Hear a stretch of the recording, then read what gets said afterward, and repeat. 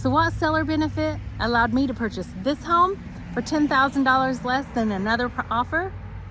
Well, stick around and I'll let you know. Because if you're a buyer in this market, you can use this strategy to help secure your dream home. And if you're a seller, this is a benefit you may want to know about.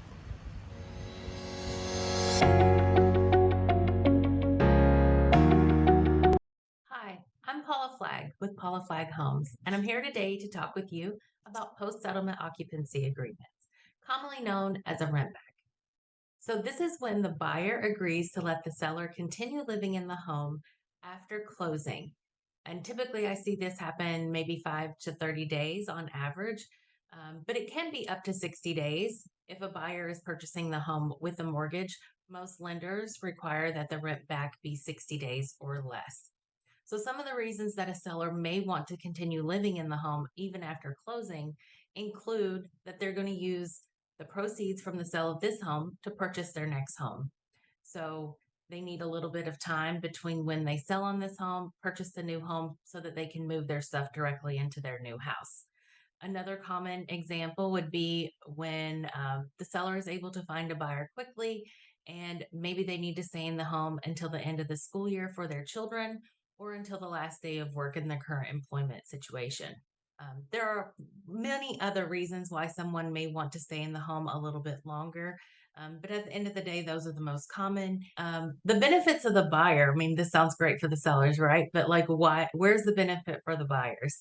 Well, it gives you leverage in negotiations. When you know what's really important to the seller and being able to stay in the home until a certain date is important to them, then you actually can provide that to them in your offer and you're able to maybe negotiate or get some of the things that you want with regards to the other terms of the loan or of the contract.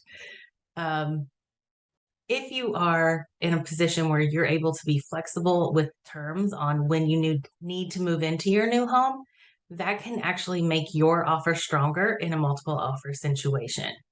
If you are looking to put in an offer where you have a home inspection contingency or you need an appraisal contingency because you can't bring cash to the table, being able to be flexible in terms of how long a seller can stay in the home after closing can make a huge difference on whether your offer gets accepted or another one.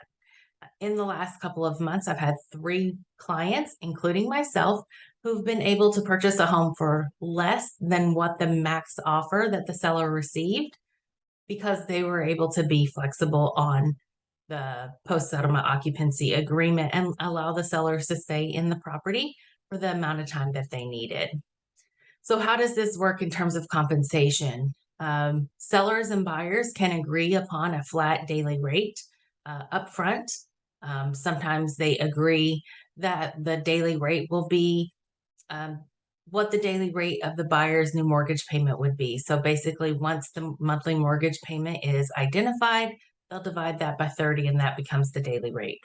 Now, if it's in a multiple offer situation or if you're trying to overcome some other terms in your contract that are not as favorable to the seller, you can offer that rent back for free. Um, that has been a huge turning point for many of my clients whenever we've been negotiating.